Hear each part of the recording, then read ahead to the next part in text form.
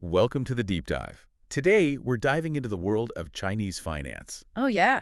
specifically the China Development Bank, The CDB. or CDV for short, you got it. Mm-hmm. We've got some excerpts here from the book China's Superbank, Debt, Oil, and Influence Okay. by Henry Sanderson and Michael Forsythe. All right. And this book really is a deep dive into the CDB's rise, Yeah. how it impacted China's growth, and how it's really become a major player on the global stage. It's really fascinating, to look at how the CDB has evolved Yeah. from, Yeah. a struggling institution. I mean, they called it a zombie bank back in the 90s Yeah. to arguably one of the most powerful financial institutions in the world today. Yeah, what a transformation. Yeah. The book really does paint a vivid picture of this journey, Mm-hmm. starting with its early struggles in the late 1990s. Yeah. I mean, imagine the CDB was drowning in bad loans, Right. practically functioning as a government department, Uh-huh. rather than like a true bank. Yeah. Well, you have to remember, this was a period when China was grappling with the aftermath of the Asian financial crisis. Right. The country was facing this mountain of bad debt, mostly from struggling state-owned enterprises. Yeah. A lot of people Right. doubted if the CDB could even survive, Right. let alone flourish. Right. And then comes in Shen Yuan, Yeah. the bank's longtime leader. He was determined to turn things around. Mm-hmm. And, he had a unique advantage, being the son of Chen Yin, a very prominent figure in the Chinese Communist Party. Those connections definitely opened doors for him. Right. But it's important to remember that, Yeah. he wasn't just coasting on his family name. Right. I mean, he had a vision and he was a shrewd operator. Mm. I mean, he tackled those non-performing loans head on, Yeah. using strategies like asset management companies and debt for equity swaps to clean up the bank's balance sheet. Okay, can you explain that a little bit, the debt for equity swap? Yeah, so essentially they were converting debt into ownership stakes Oh. in the companies that owed money. Oh, okay. So this helped the CDB get rid of those bad loans Right. and then gain equity in potentially valuable businesses. Right. But what's really interesting is that Chen Yuan didn't stop there. Yeah, he recognized the need to engage with the global financial system. Yeah. He really went out of his way to court Western institutions like J.P. Morgan, while, still ensuring that the bank served the Chinese government's goals. Yeah, it was a delicate balancing act. He was essentially building trust with these international players, Right. but also staying true to the CDB's role as an instrument of China's economic policy. Absolutely. And, the book really gets into how the CDB started to change the game when it came to financing China's growth, Yeah. especially with something called the Woohoo model. Uh-huh. It's really interesting how China's commercial banks, Right?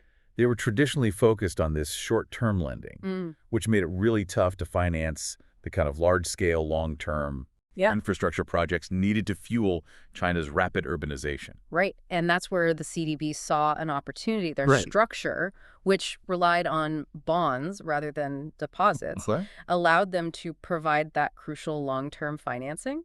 Okay. The Woohoo model was their innovation, Mm. a way to bypass these restrictions on local government borrowing that were in place at the time. Okay, so how did that work?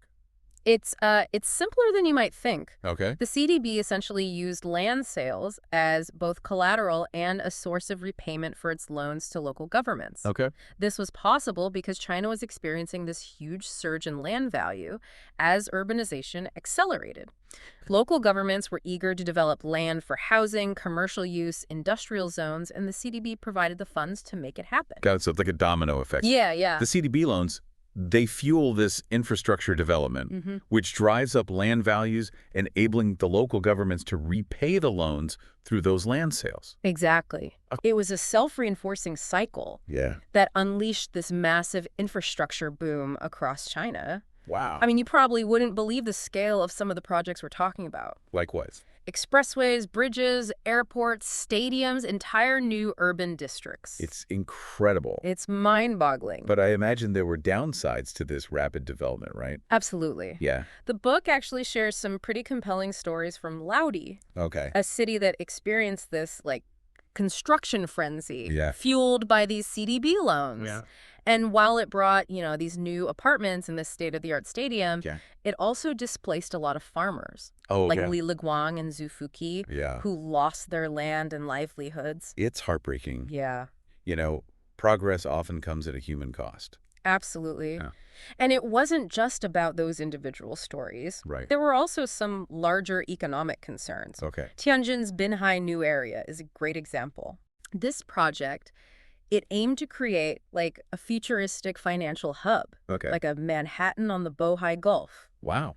And the CDB backed these ambitious plans with these huge loans channeled through a local government financing vehicle, or LGFV. Hold on. What's an LGFV? Basically, think of it as a company set up by the local government to specifically raise funds for these development projects. Okay. And these LGFVs became key players in this woohoo model, enabling local governments to borrow money indirectly, often with land as collateral. So the LGFV acts as like a middleman. Exactly. Between the CDB and the local government. Exactly. Okay. But Tianjin's reliance on this LGFV debt to finance this grand vision, it raised concerns about the sustainability of the model. Right. Critics were pointing to potentially inflated land valuations and a lack of transparency in projects like the Huanghua port development. So it sounds like the CDB's financing, it helped propel China's urbanization, but not without generating some potential risks along the way. Yeah, and these concerns weren't isolated to Tianjin either. Right. As LGFV debt just ballooned across China, so did dependence on the CDB. Right. It led some to question whether this model, while effective in the short term, could create some long-term vulnerabilities for the Chinese economy. And this is all just within China itself. Right. I mean, the book also talks about how the CDB started flexing its muscles beyond China's borders. Yeah. It's almost like they were the financial force behind China's going out policy, supporting these state-owned enterprises in making major acquisitions abroad. It's an interesting observation. Yeah. I mean, think about deals like Chinalco's stake in Rio Tinto, which is a global mining giant, or CNPC's energy deals in places like Sudan and Iran. Right. I mean, these were huge moves on the global stage. Yeah. And the CDB was often the silent partner, providing the financial firepower. But even with these, strategic investments, the CDB didn't always get a green light from the state council. For example, there was that initial investment in Barclays, the British bank, and the state council actually resisted further investment in Barclays. Yeah, some saw that initial stake in Barclays as a sign that they were becoming more commercially driven, seeking market-based returns. But the state council pushed back on further investment. It demonstrated that their primary role was really to support the government's strategic objectives, not just to chase profits. It really highlights how intertwined the CDB is with the Chinese government's goals. Definitely. And speaking of strategic objectives, the book details this fascinating oil for loans program. Pioneered by the CDB. It was fascinating. I know, right? Yeah. So they provided billions in financing to these resource-rich countries like Venezuela, Ecuador, Ghana, in exchange for guaranteed long-term oil supplies. And this program was particularly significant in Venezuela. Oh, really? Yeah, the book highlights this close relationship between CDB officials and Hugo Chavez, who was the Venezuelan president at the time. The bank poured billions into the country. Wow. Even as its economy and political stability were becoming increasingly fragile. Sounds like a very risky strategy. It was a calculated risk. What were they hoping to achieve with that? Well, on one hand, it aligned perfectly with China's growing need for energy resources. Secure energy resources. Secure energy resources. But it was more than just about oil. The CDB also financed all these major infrastructure projects in Venezuela, which really strengthened their influence in the country. So it was a way to both secure resources and expand China's geopolitical influence at the same time. Precisely. Interesting. But the book contrasts Venezuela with Ghana. Ghana, a more stable democracy, used CDB loans primarily for infrastructure development. And there was this hope that they could use these funds to diversify their economy and avoid falling into what's often called the resource curse. The resource curse being that idea that countries rich in natural resources often struggle to develop other sectors of their economy Exactly. and can become overly reliant on those resources, Right. leading to instability. Exactly. Okay. So Ghana's engagement with the CDB was more focused on broad economic development, Yeah. not just resource extraction. It raises some interesting questions about the CDB's role in, promoting development versus pursuing their own strategic interests. Definitely. And Ghana's not the only example. Right. The book talks about how the CDB expanded its reach across Africa, going beyond just resource deals. Yeah. They created a subsidiary called the China Africa Development Fund, or CADF. Yes. Which invested in a wide range of projects across the continent. Yeah, from leather factories in Ethiopia to platinum mines in South Africa. So the CADF was like a strategic tool for the CDB to gain a foothold in these diverse sectors and build relationships across Africa. Yeah. Exactly. It also allowed them to frame their investments as part of this win-win partnership, Right. Promoting development, fostering closer ties between China and African nations. And of course, it raises the question of whether these investments were truly about promoting development in Africa, Right. or if they were primarily driven by China's own economic and geopolitical goals. It's a complex issue It is. that sparked debate among experts worldwide. Mm-hmm. And it kind of leads us to another crucial aspect of the CDB's activities. Okay. Their role in financing China's new economy, particularly in the clean energy sector. That's a big shift from oil and gas. What did that involvement in clean energy look like? Well, the CDB, they pumped massive credit lines into solar and wind companies Okay. like Yingli, LDK Solar, and Sinovel, helping them really ramp up production and become major players globally. That's interesting because I know there was some controversy surrounding those loans. Critics argued they gave Chinese companies an unfair advantage, sparking trade disputes with the U.S. and EU. You're absolutely right. Yeah. The case of Yingli is a great example.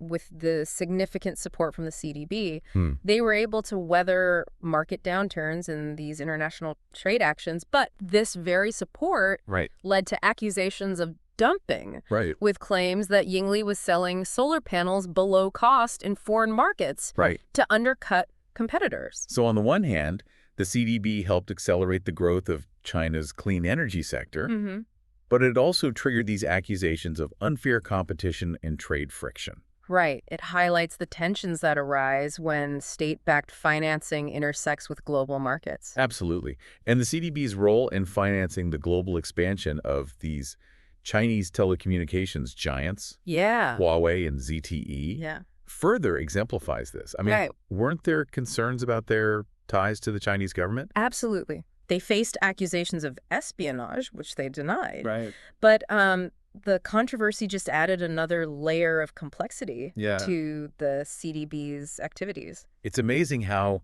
their role has evolved from financing domestic projects to becoming this key player in China's global ambitions. It's pretty amazing. And to fully grasp their activities, we need to touch upon CDB Capital, their private equity subsidiary. CDB Capital is fascinating. What's so fascinating about it? Well, it really embodies China's unique state capitalist model. Okay. They use this public equity approach that really blurs the lines between public and private investment. Okay, I'm trying to wrap my head around that. Can you give me an example? Sure. One example is their partnership with TPG Capital, a global private equity giant, demonstrating CDB Capital's growing international influence and willingness to collaborate with Western firms. Right. Another example is the Kfadian investment, where they partnered with a local government financing vehicle to fund construction projects in this massive industrial zone. So even in private equity, the CDB is promoting development in line with the government's strategic goals. Precisely. And you see this interconnectedness throughout their activities. Yeah.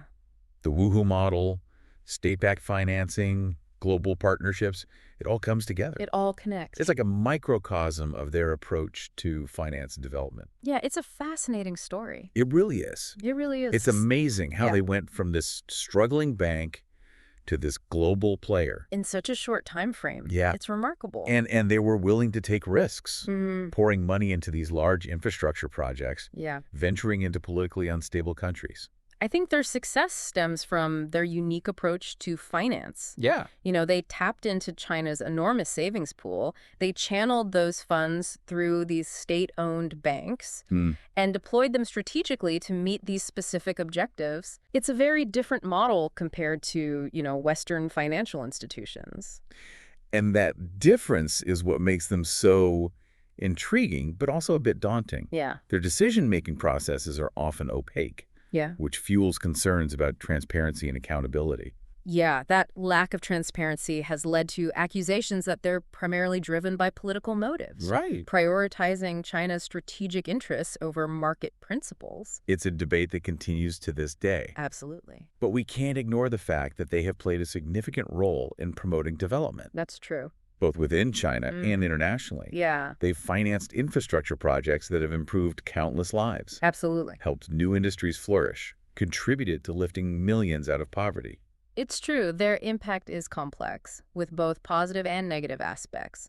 And that complexity is what makes studying this institution so crucial to understanding this evolving global financial landscape. So we've covered the CDB's rise, their role in China's development, and their growing influence on the global stage. Right. What does all this mean for the future of global finance?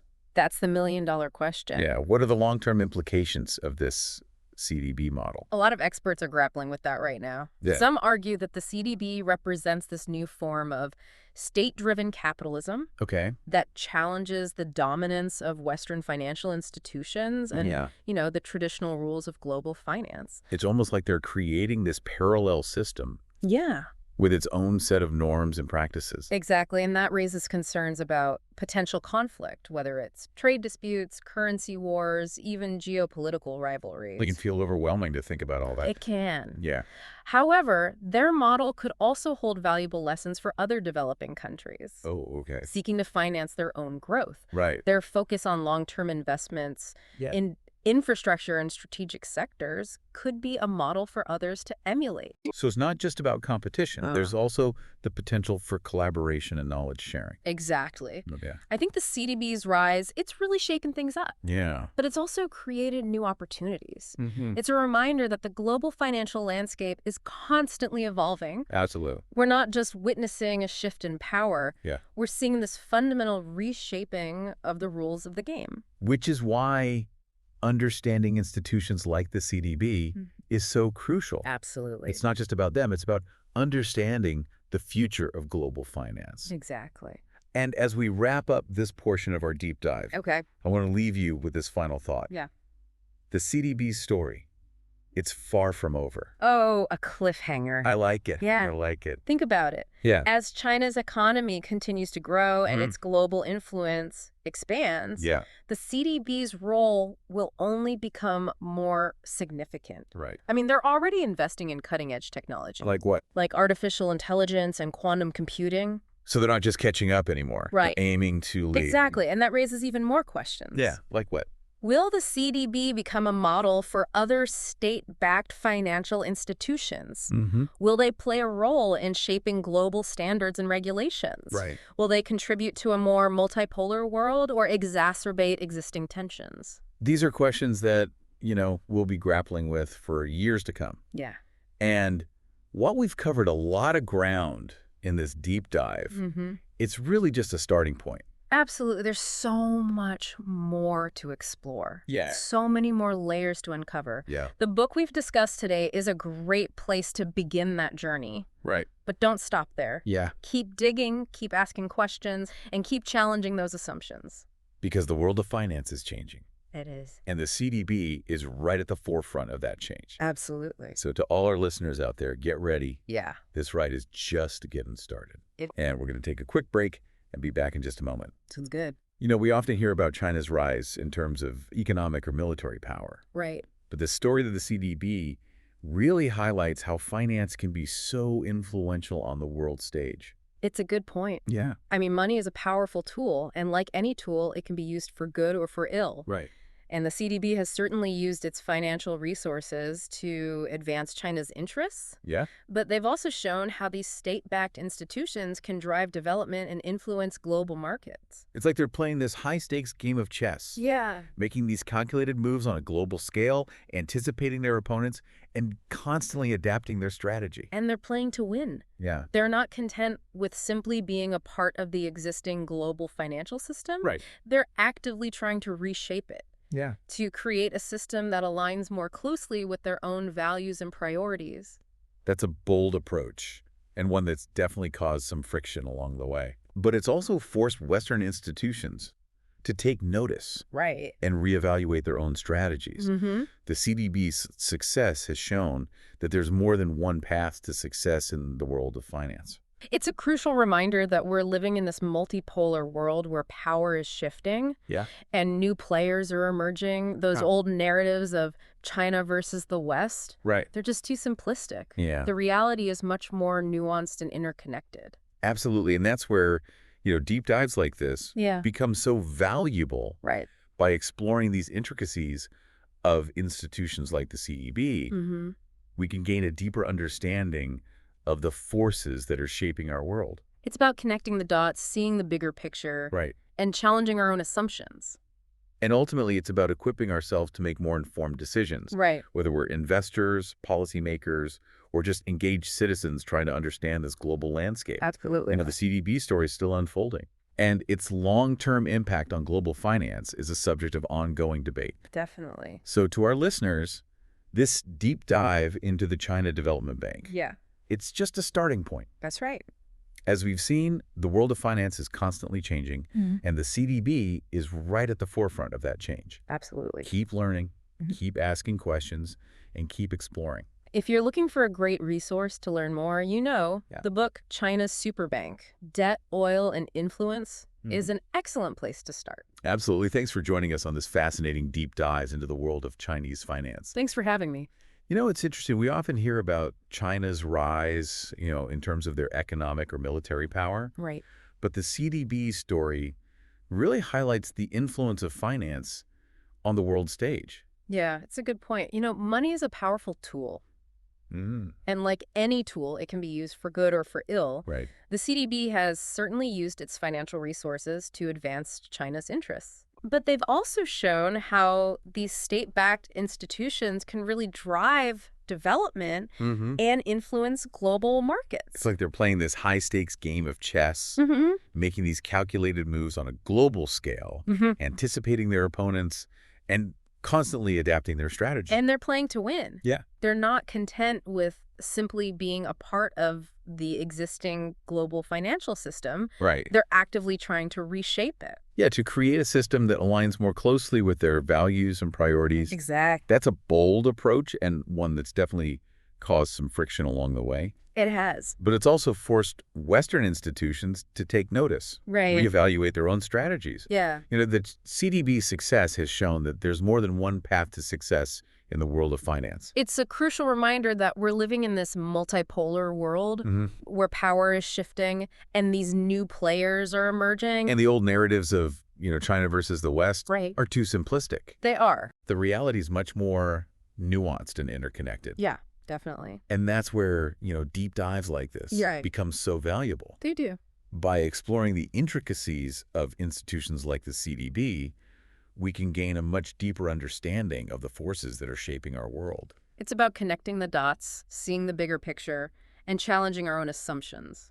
And ultimately, it's about equipping ourselves to make more informed decisions. Right. Whether we're investors, policymakers, or just engaged citizens trying to understand this global landscape. Absolutely. The CDB story is still unfolding, and its long-term impact on global finance is a subject of ongoing debate. It is a lot of debate. But to our listeners, this deep dive into the China Development Bank is really just a starting point. It is. As we've seen, the world of finance is constantly changing, and the CDB is right at the forefront of that change. They are leading the charge in a lot of ways. So keep learning, keep asking questions, and keep exploring. Exactly. And if you're looking for a great resource to learn more, the book China's Superbank, Debt, Oil, and Influence is an excellent place to start.